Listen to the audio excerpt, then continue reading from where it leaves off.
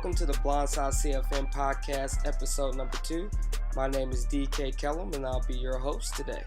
Today, I'm going to be talking about the Season 7 offseason for the 2022 free agency and the draft. But before I get into that, I want to give a shout out to our sponsor, Madden Football Radio. You can follow them at BRM Podcast on Twitter and go to their YouTube page where it is BRM Gaming and Podcast. Make sure you subscribe to them on YouTube and make sure you follow them on Twitter. I want to give a good shout out to the Super Bowl winners. Congrats to the Rams on winning their second Super Bowl in this Madden cycle. They beat the Bills 26-13. The Rams is one of our admins, and he did a good job in winning enough games to get into the playoffs and then hitting a stroke of luck in the Super Bowl and beating the Bills, who the Bills receivers couldn't catch anything during the Super Bowl, and it hurt them in the end. So I was looking to see if the Bills were going to attack receiver and in the draft and in free agency, even though they already have Odell Beckham and Sammy Watkins. This free agency was full of older vets with big names. We had guys like DeAndre Hopkins, Antonio Brown, Mike Evans. We had J.J. Watt, HaHa Clinton-Dix, Luke Kuechly, Marcel Darius, Justin Houston, to name a few. And they're all older players, but we know how Madden regression works. And once you get past 28, you basically regress regardless what development traits you have or how great the season that the player had. The players are still going to regress. So it was a lot of older guys wanting big money that a lot of teams had released. So with that being said, the winner of free agency goes to the Arizona Cardinals. They had $50 million plus in cap space to play with, and they definitely went all in. They brought in guys like speedy receiver Anton Golston. He's a real fast receiver that's going to be able to make plays down the field. They brought in 2 tight ends. They brought in Austin Seferian-Jenkins, and they brought in Eric Ebron. They had Eric Ebron before, and they decided to bring him back on a cap-friendly deal. They also covered their outside, bringing in Patrick Peterson and Darius Slay at cornerback. They're not as athletic as they used to be, but they can basically cover anybody on the outside, and they're veterans, so they were able to bring those veterans in to teach the younger guys on how to be a professional and how to play great in the NFL. They started off, like I said, with $50+ million in cap space, and now they have $6.83 million in cap space. So with that being said, they have to, win the Super Bowl. It's really always Super Bowl or bust for the Cardinals. They won a Super Bowl 2 years ago, lost in the Super Bowl. They won Super Bowl 3 years ago, lost in the Super Bowl 2 years ago to the Kansas City Chiefs.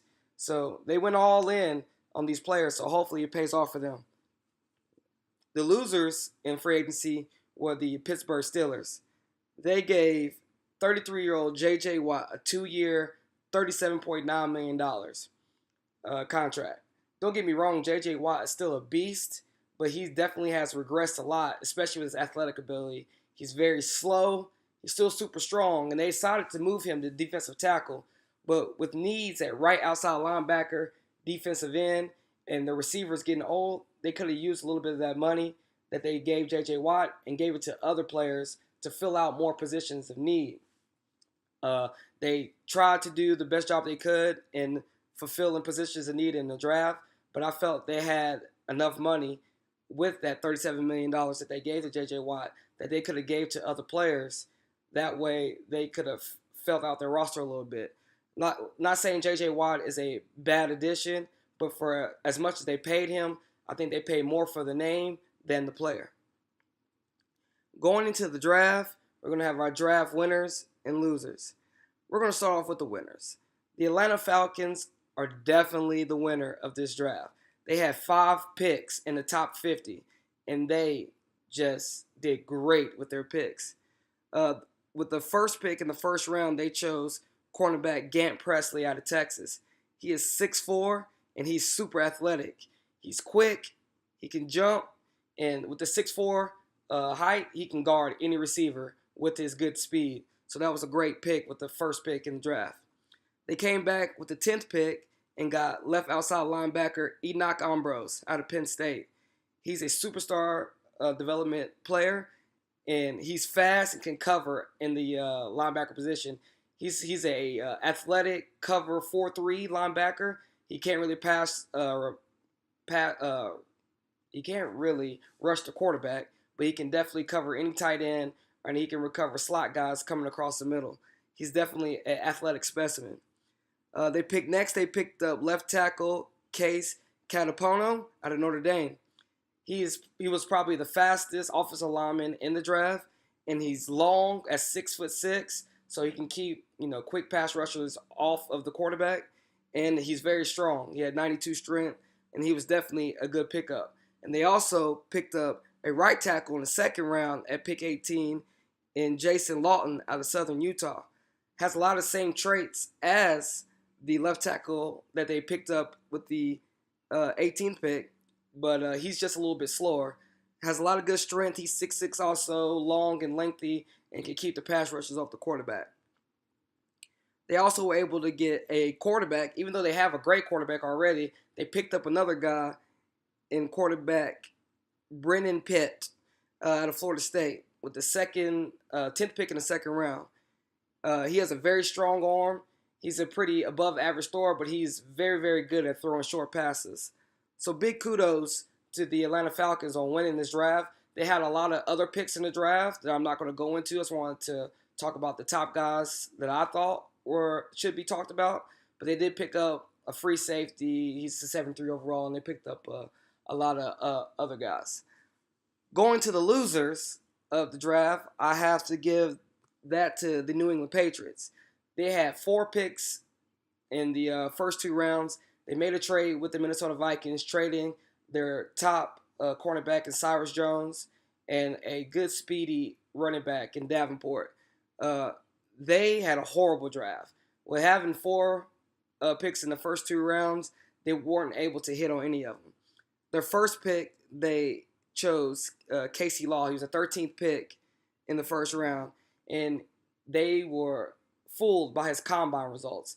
He had off-the-charts combine results with a fast 40, high vertical, real good shoulder run and 3-cone drill run, and it got him. He's only 66 overall.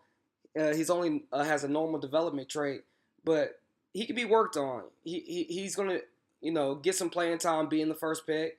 Be the first round pick for the Patriots, but there was a lot of other running linebackers that they could have chosen, and that wasn't him. He's fast, he's super athletic, but other than that, you don't have really much to work with. They had 6 players drafted in the whole draft, and they only had 1 player at 70 overall. Didn't have anything over 70. Every player that they drafted was under 70, except for 1 player, and that was the tight end that they drafted in the 6th round.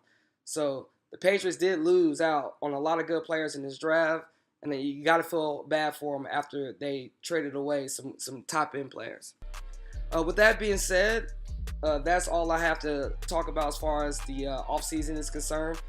Guys, we have a lot coming to you guys. I know I've said this before. I know you guys have been waiting for me.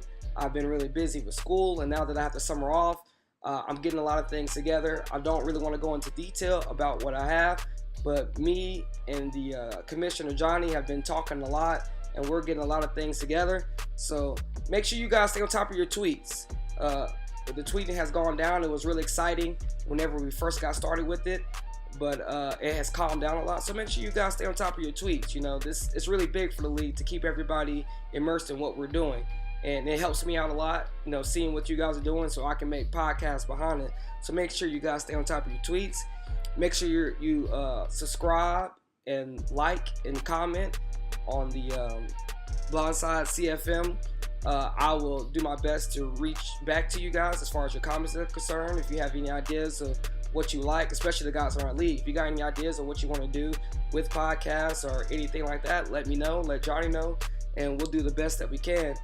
Make sure you guys in the league are, giving out any information that you want us to do. Also, it's not a recommendation, but we definitely ask, if you guys want to make any donations. You guys in the league know how to get to the donations. You can also go to our Daddy League site, and around the left side, I say not quite the top left corner, but if you go down, there's a donate button, and feel free to make any donation that you would like to make. We have to put money into what we do, so I definitely have put money into getting more programs for us guys, and we're looking to make strides, especially going into Madden 18.